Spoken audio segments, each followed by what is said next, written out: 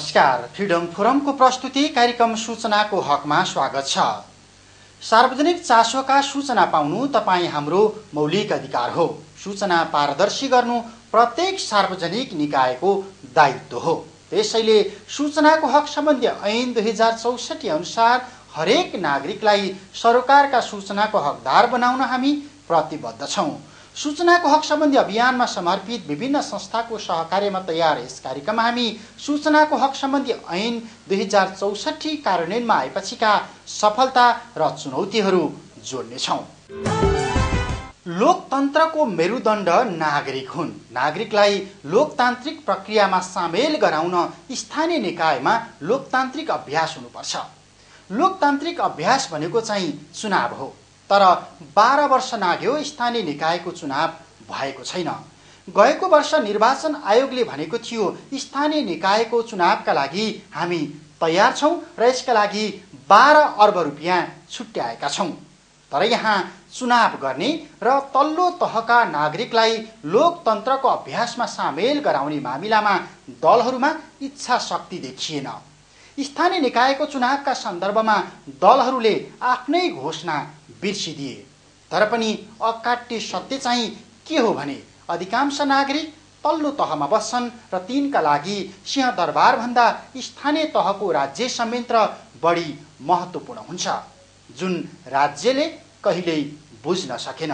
अनि स्थानीय निकायलाई राजनीतिक व्यथिति, भ्रष्टाचार, अनियमितता र अराजकताको अखडा बनाइराख्यो। यही विकराल अवस्था र आशंकाका बीचमा अहिले घोषणा गरिएका नयाँ नगरपालिकाहरूले आफ्नो गतिविधि सञ्चालन गरिरहेका छन्। सूचना मैत्री बन्ने र पारदर्शी हुने सन्दर्भमा ती नगरपालिकाहरूको पूर्वाधार चाहिँ कस्तो छ त?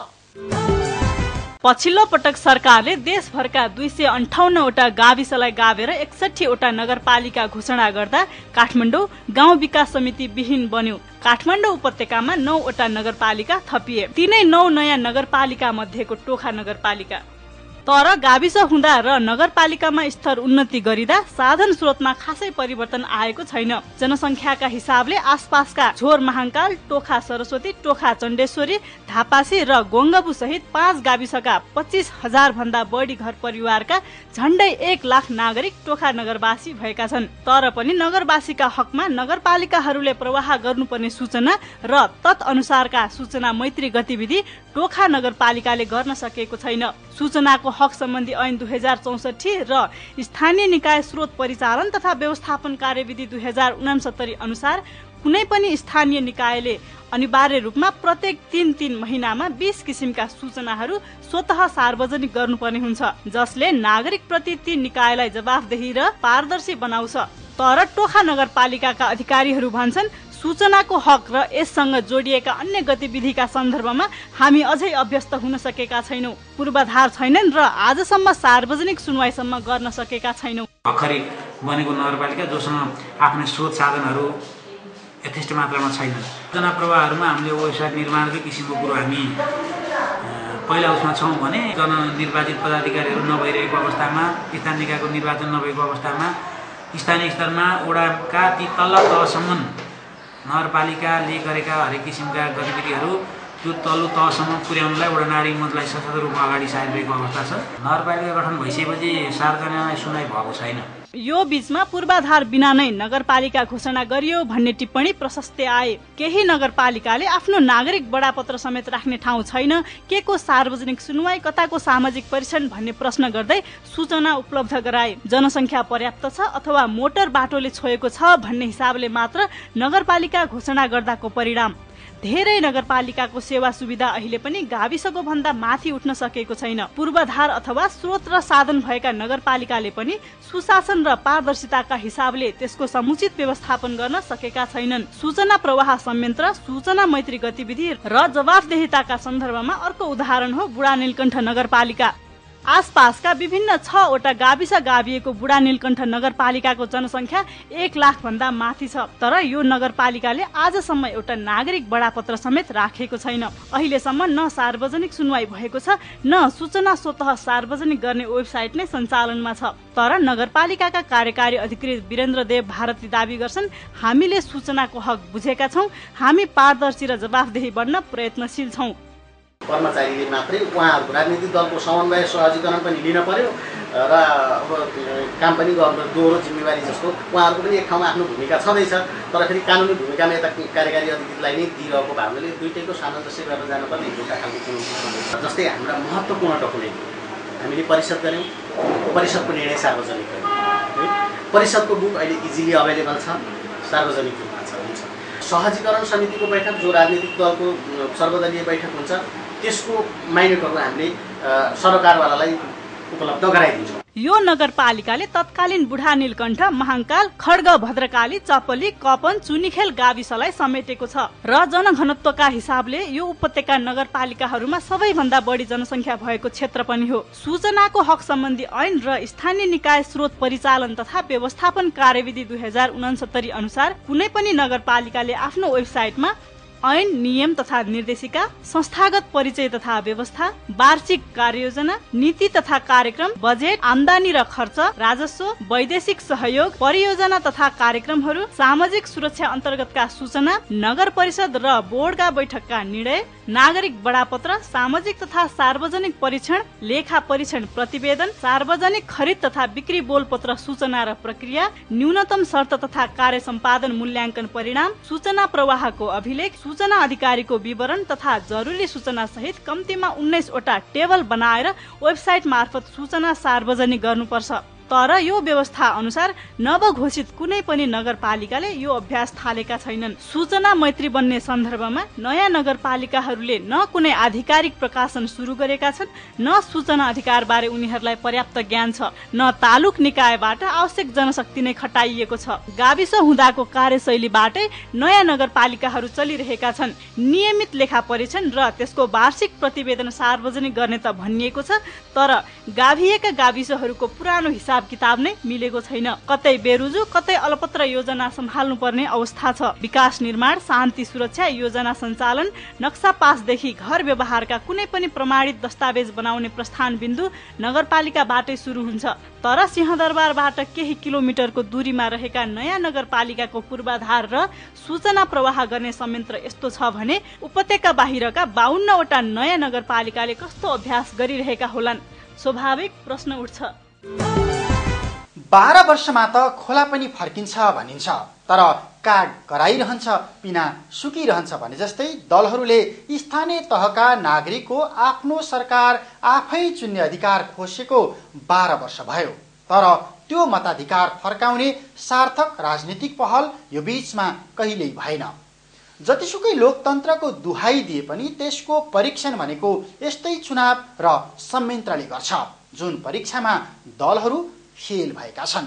अब अर्को विषय, सूचनाको हक नागरिकको मौलिक हक हो। यसको कार्यान्वयनका लागि सबैभन्दा बढी सार्वजनिक निकायहरू जिम्मेवार बन्नुपर्छ। तर मुलुकको मूल कानुन संविधानमै लेखिएका कुरा, तत्अनुसार ऐन कानुन तर्जुमा भइसकेका कुराको सम्मान गर्न सार्वजनिक निकायहरू अझै तयार छैनन्। नीतिहरूको राजा राजनीतिमा होमिएकाहरू यसको सम्मान र पालनामा प्रतिबद्ध नहुँदाको परिणाम यहाँ कदम कदममा नागरिकको मौलिक हक खोसिरहेको छ। तर अब सूचनाको हकको सम्मान, पालना र कार्यान्वयनको प्रश्नमा ढिलै भए पनि राजनीतिक प्रतिबद्धता व्यक्त हुन थालेको छ। सही कुरा सही ठाउँमा दियो भने न्याय पनि सही तरिकाले पाइन्छ। गलत सूचना गलत ठाउँमा पायो भने अन्याय हुन्छ। त्यसैले यो सही कुरा सही ठाउँमा प्रयोग गर्न मद्दत गर्छ। एक्टिभिस्टहरूसँग र चाहिँ यसका चाहिँ आधिकारिक निकायहरूसँग ब्रिजका रूपमा काम गर्ने रूपमा चाहिँ आफूलाई अगाडि बढाउन सक्छु जस्तो मलाई लाग्छ। नीति निर्माण तहमा पदासीन सभासदहरूबाट व्यक्त भएको यो राजनीतिक प्रतिबद्धता जसले सूचना अधिकार अभियानका सन्दर्भमा एउटा महत्त्वपूर्ण आयाम थप्न सक्छ। संविधानमै लेखिए पनि सूचनाको हक भनेको के हो, यसको व्यावहारिक प्रयोग मुलुकमा कसरी भइरहेको छ अनि सूचना अधिकार अभियानमा लागिरहेकाहरूले के कस्तो अप्ठ्यारो भोगिरहेका छन् भन्ने सन्दर्भमा यही साता फ्रिडम फोरमले सभासदहरूसँग गरेको छलफलमा सहभागीहरूले यसको व्यावहारिक प्रयोग र चुनौतीसँग सँगसँगै जुझ्ने अठोट पनि जनाए। मलाई लाग्छ सम्बन्धित निकायले सबैले सूचना दिनुपर्छ। त्यो माओवादी, एमाले, काङ्ग्रेस होइन, एबिसी जुनसुकै पार्टीले पनि आफूले दिन सक्ने, आफूले प्रकाशित गर्न सक्ने खालका सूचनाहरू सबैले दिनुपर्छ र त्यो मेरो पार्टीले पनि दिनुपर्छ होइन। त्यस्ता खालका धम्कीहरू गरिनु हुँदैन थियो होइन। कहाँबाट कसरी कुन कोडबाट त्यस्तो खालको आयो होइन। म सभासद हुँ, तर संविधान सभा तथा व्यवस्थापिका संसदका गतिविधिका सन्दर्भमा म पनि सूचनाको हकबाट वञ्चित छु। छलफलमा सहभागी सभासदहरूले यसो भनिरहँदा प्रजातन्त्र अथवा लोकतन्त्रको प्राणवायु सूचनाको हकको प्रयोगमा सार्वजनिक निकाय जिम्मेवार बन्दा मुलुकमा सुशासन स्थापित गर्न सकिन्छ भन्दै उनीहरूले सूचनाको हकको कार्यान्वयनका लागि संविधान सभाभित्रै एउटा सञ्जाल तयार पार्ने प्रतिबद्धता समेत व्यक्त गरेका छन्। संसदमा हामीले त्यसलाई चाहिँ ऐन कानुनहरूमा चाहिँ त्यसलाई कसरी प्रभावकारी बनाउने भन्नेमा एउटा गर्न सक्छौँ र अर्को त्यसको कार्यान्वयन पक्षमा केही कमी आयो भनेदेखि त्यो कुराको बारे हामीले प्रश्न उठाउन संसदमा प्रश्न उठाइरहन सक्छौँ जस्तो यसमा भएका चाहिँ समस्याहरूलाई डायग्नोसिस गरेर त्यो समस्या समाधान गर्नतर्फमा चाहिँ उच्चतम निकायमा पहल गर्ने। लोकतन्त्रको सुदृढीकरणका लागि नागरिक सचेत र सक्रिय हुनुपर्छ। नागरिक सचेत र सक्रिय हुन राज्यका हरेक सूचना नागरिकले थाहा पाउनुपर्छ। यसका लागि सूचनाको हक भरपर्दो अस्त्र हो। सूचनाको हकको प्रभावकारी कार्यान्वयनका लागि नीतिगत तहको भूमिका विषयक छलफलका सहभागीको भनाइरह्यो। अब हामी पार्टीगत धारबाट माथि उठेर यो एजेन्डा उठाउँछौँ। यो विषयमा चाहिँ गम्भीर भएर एउटा सभासदको हैसियतले सूचनाको हक चाहिने प्रत्येक जनजनमा पुग्नुपर्छ। त्यसमा चाहिने म पूर्ण प्रतिबद्ध छु र यो मेरो तर्फबाट संसदमा जे भूमिका खेल्नुपर्छ त्यसको लागि म सधैँ तयार। छलफलमा सहभागी राष्ट्रिय सूचना आयोग, प्रधानमन्त्रीको कार्यालय, सञ्चार मन्त्रालय तथा सूचना अधिकार अभियान संस्थाका प्रतिनिधिले भने सूचनाको हक सम्बन्धी विद्यमान ऐन कानुनमा रहेका कमजोरी संशोधन गर्दै यसको प्रयोगमा देखिएका समस्या न्यूनीकरण गर्न राजनीतिक भूमिका महत्त्वपूर्ण हुने बताए। यो पोर्टफोलियोको हिसाबले प्रमुख सूचना आयुक्तज्यू सर्वोच्च अदालतको न्यायाधीश बराबर अथवा उहाँको तलब भत्ता त्यो हुन्छ र आयुक्तज्यूहरू चाहिँ पुनरावेदन अदालतको मुख्य न्यायाधीश बराबर। तर उहाँहरूले गरेको फैसला उप चित्त नबुझ्दाखेरि हामीले पुनरावेदन गर्ने फेरि पुनरावेदन अदालत र यसमा चाहिँ मिल्दैन र कम्तीमा यो चाहिँ सर्वोच्च अदालतमा मात्रै पुनरावेदन गर्न पाउने खालको व्यवस्था हुन सक्यो। नीतिगत कुरा गर्दैछु म। सूचना वर्गीकरणको मस्यौदा चाहिँ पहिलो एकचोटि 2068 सालमा बनेको थियो। त्यसमा चाहिँ सर्वोच्च अदालतले स्टे अर्डर जारी गरेको छ। स्टे अर्डर जारी गरिसकेपछि अब सूचना वर्गीकरण समितिले त्यो विषय अदालतमै विचाराधीन भएको अवस्थामा सूचना वर्गीकरण समितिले अब अर्को वर्गीकरण गर्न हुने कि नहुने, एकचोटि सूचना वर्गीकरणले गरिसकेको प्रस्तावमा सर्वोच्चले एकचोटि स्टे अर्डर जारी गरिसकेको र फेरि पनि हतारमा आउँदाखेरि फेरि पनि स्टे अर्डर जारी हुने सम्भावना भएको हुनाले त्यो चाहिँ अहिले काम त्यत्तिकै रोकिएको छ। सूचनाको हक भनेको नजान्ने मान्छेले, नपढ्ने मान्छेले तुरुन्त प्रयोग गर्नुपर्ने कुरा हो। तिनीहरूको लागि हामीले हक अधिकार सुविधा तिनीहरूको भागभान्सामा पुर्याइदिनु पर्ने कुरा हो। टाठाबाठा मान्छेले जिब्रो नचबाए पुग्ने सबै थोक प्रावधान स्पष्ट छ। सरकारले राम्रो काम गरेको छ, केही अधिकार कर्मीहरू पनि यो काम गरिनु भएको छ, तर जिब्रो चबाउनेहरूलाई डन्डा लाउनु जरुरी छ। सूचना अधिकार अभियन्ता तथा फ्रिडम फोरमका अध्यक्ष तारानाथ दाहाल, महासचिव धर्मेन्द्र झा, सूचनाको हकका लागि नागरिक अभियानका कार्यकारी निर्देशक टङ्कराज अरियाल लगायतले सूचनाको हकको प्रयोग, चुनौती र अनुभव सुनाउनु भएको थियो। डेमोक्रेसी जहिले पनि च्यालेन्जेबल हुन्छ, डेमोक्रेसी चलाउनु गाह्रो हुन्छ र डेमोक्रेसी बचाउनको लागि चाहिँ यसमा कन्टिन्यू रिफर्म चाहिन्छ। त्यो कन्टिन्यू रिफर्मको एउटा मेजर एजेन्डा चाहिँ सूचनाको हक हो र यो एजेन्डालाई एउटा ठुलो पोलिटिकल एजेन्डाको रूपमा नेपालमा परिवर्तन गरेर सामाजिक क्रान्ति मार्फत हामीले सम्पूर्ण राजनीतिक र सांस्कृतिक परिवेशहरूलाई बदल्नु छ र आर्थिक उन्नति गर्न सकिन्छ भन्ने चाहिँ हाम्रो चाहिँ विश्वास छ। इभन सरकारसँग अथवा राज्यसँग सम्पर्क गर्ने निकायको रूपमा सञ्चार मन्त्रालय छ, त्यसलाई चाहिँ डाइरेक्ट त्यहाँबाट हटाएर यसलाई सिधै संसदको मातहतमा लिएर आइयो भने जनताप्रति उत्तरदायी हुन्छ, जनताले छानेर पठाएका प्रतिनिधिप्रति उत्तरदायी हुन्छ र आउने अप्ठ्याराहरू अथवा चाहिँ ती झन्झटबाट चाहिँ राष्ट्रिय सूचना आयोग मुक्त हुन सक्छ। पार्लियामेन्टेरियनहरूले यसलाई ओन्गरिङ नगर्ने, म आज यति महत्त्वपूर्ण पार्लियामेन्टेरियनको अगाडि के आशा गर्छु भन्दाखेरि सभामुखले र संसद सचिवालयका महासचिवले जुन निर्णय गर्नु भएको छ त्यो निर्णय फिर्ता लिन लगाउन उहाँहरूको भूमिका हुन्छ कि हुँदैन आजदेखि हेरौँ त हामी। सूचनाको हक, नागरिकको अधिकार र सुशासनका सन्दर्भमा अधिकार, अवसर र न्यायको स्रोत हो। यसले निगरानी, सहभागिता र पारदर्शिता बढाउँछ। यो यथार्थता ढिलै भए पनि राजनीतिक तहले मनन गर्न थालेको छ। राष्ट्रिय सूचना आयोग अथवा तालुक निकायहरूले जस्तो सुकै दाबी गरे पनि धेरै जिल्लाका प्रशासन प्रमुख तथा सर्वसाधारणले सूचना माग्ने सन्दर्भमा प्रक्रिया अझै बुझेका छैनन्। सूचना प्रवाह सम्बन्धी संयन्त्र पनि विकास गरिएको छैन। यो अवस्थामा देशैभरिका सार्वजनिक निकाय कसरी सूचना मैत्री बन्न सक्छन्?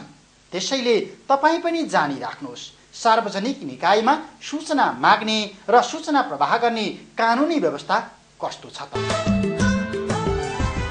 सार्वजनिक महत्त्वको सूचना माग्ने, पाउने, अध्ययन अवलोकन गर्ने नागरिकको अधिकारलाई व्यवस्थित गर्ने प्रयोजनको निम्ति कानुनले निश्चित कार्यविधि निर्धारण गरेको छ। त्यो कार्यविधि अन्तर्गत सबैभन्दा पहिले नागरिकले सम्बन्धित सूचना अधिकारी समक्ष सम्बन्धित कार्यालयमा सूचना अधिकारी तोकिएको हुन्छ।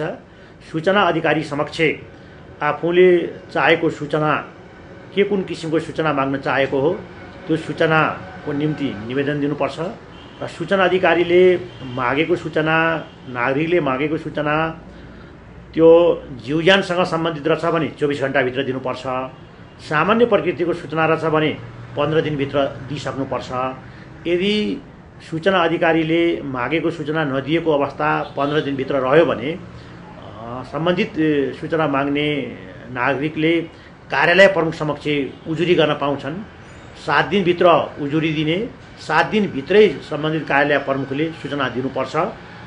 7 दिनभित्र पनि सूचना सम्बन्धित कार्यालय प्रमुखले दिएनन् भने राष्ट्रिय सूचना आयोगमा उजुरी लाग्छ। राष्ट्रिय सूचना आयोगले दुवै पक्षको कुरा सुनेर 60 दिनभित्र सूचना दिने निर्णय गरेर कार्यान्वयन गराउने व्यवस्थाहरू चाहिँ कानुनमा गरिया। के हो अब हाम्रो टोलको बाटो त बनेन तर त्यो बाटो बनाउनुको लागि कति बजेट आएको थियो त्यो चाहिँ थाहा पाइराखौँ नि त। होइन तपाईँलाई हाम्रो बजेट किन देखाउने हो?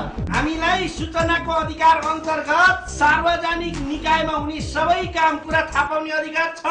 तपाईँलाई भन्ने बित्तिकै सबै कुरा दिने मिल्छ नि। तपाईँले यसै भन्नुहुन्छ भनेर म सूचना अधिकार केन्द्रमा गएर सबै कुरा बुझेर आएको छु अनि यो निवेदन पनि सँगै लिएर आएको छु। तपाईँ पनि मैले त्यसै भनिदिएको त एकैछिन बस्दै गर्नुहोस् है, म फाइल ल्याइहाल्छु नि। होइन यो सूचना अधिकार केन्द्रमा कसरी सम्पर्क गर्ने होला ल?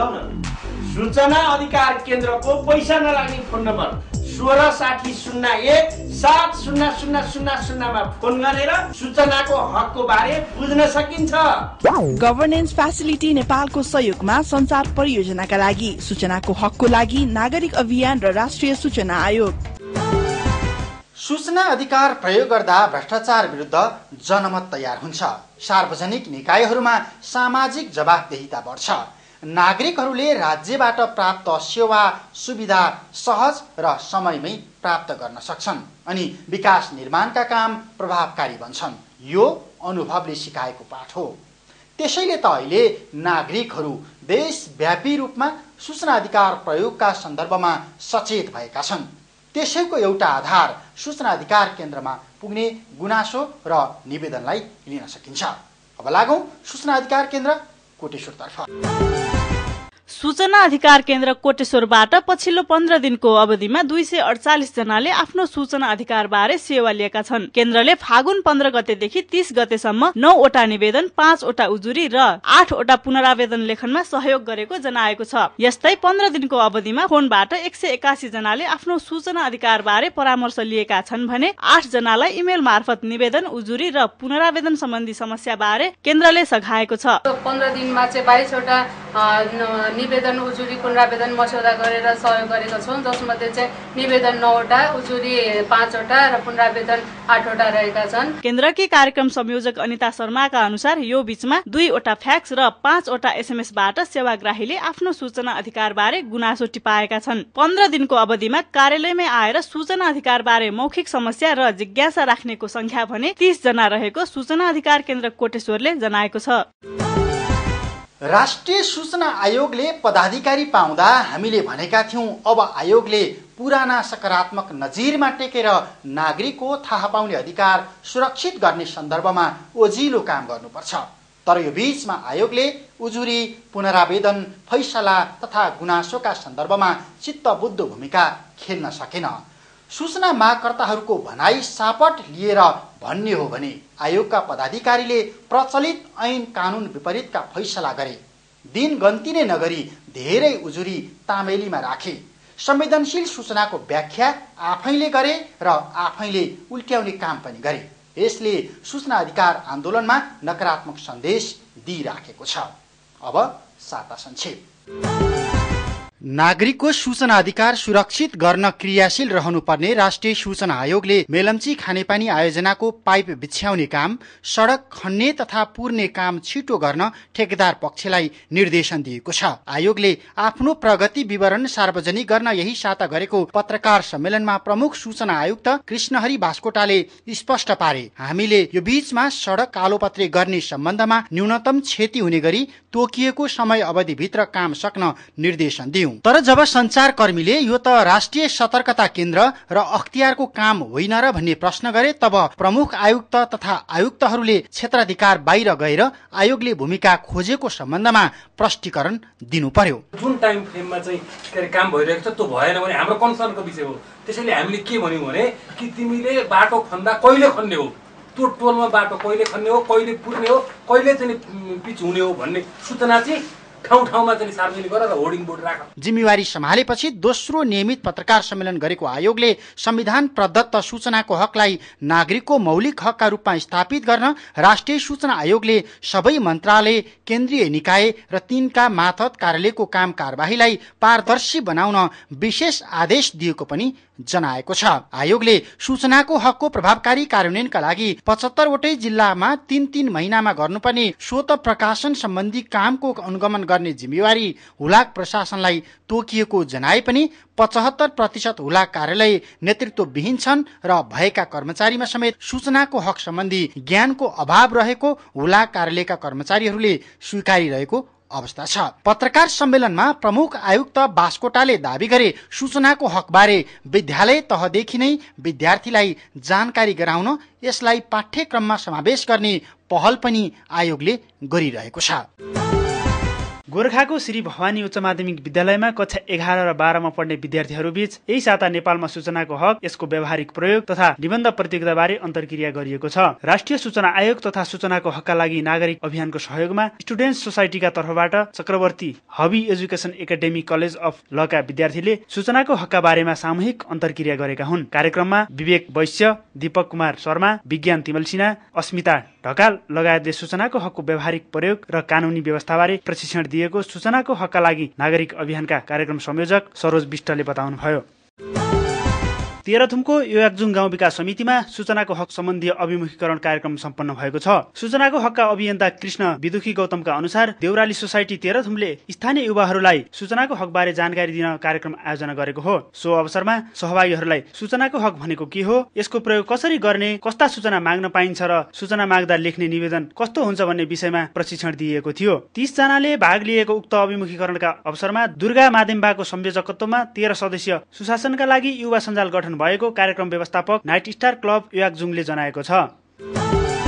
छिमेकी राष्ट्र भारतको केन्द्रीय सूचना आयोगले राजनीतिक दलहरूले सूचना अधिकारी नतोकेका कारण सूचनाको हक सम्बन्धी ऐनको दायरामा दलहरूलाई ल्याउन नसकिएको बताएको छ। राजनीतिक दलहरूमा पारदर्शिता कायम राख्न माग गर्दै सूचनाको हकका अभियन्ता सुभाष अग्रवालको उजुरीमा सुनवाई गर्दै सूचना आयोगले मंगलबार यस्तो निर्णय गरेको हो। आयोगले सूचनाको हक सम्बन्धी ऐनले सूचना अधिकारीलाई मात्र जरिवाना गर्न सकिने व्यवस्था रहे पनि दलहरूले सूचना अधिकारी नै नथोकेका कारण समस्या देखिएको जनाएको छ। 2 वर्ष अघिको आयोगको निर्देशन अनुसार भारतका प्रमुख 6 राजनीतिक दलहरूले सूचनाको हक सम्बन्धी ऐनको कार्यान्वयन नगरेको उजुरीमा आयोगले दलका कुनै पनि नेतालाई सरकारी कर्मचारी जस्तै कारबाहीको दायरामा ल्याउन नसकिने स्वीकार गरेको हो। आयोगले भारतको जनशक्ति र तालिम विभागलाई दलहरूमा सूचना अधिकारी नियुक्त गर्न ताकेता गरेको छ। आयोगको यस्तो निर्णयप्रति सूचनाको हकका अभियन्ता र पूर्व प्रमुख आयुक्तहरूले असन्तुष्टि व्यक्त गरेको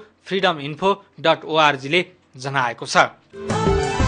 सूचनाको हकको व्यावहारिक प्रयोग र ऐन कानुनको व्यवस्थाका हिसाबले दक्षिणी सुडान सहित विश्वका 204 मुलुकले सूचना अधिकारप्रति प्रतिबद्धता जनाएका छन् र अहिलेसम्म सूचना अधिकारको पूर्ण पालना गर्दा मुलुक पारदर्शी, जवाफदेही र भ्रष्टाचार मुक्त बन्छ भन्ने देखिएको पनि छ।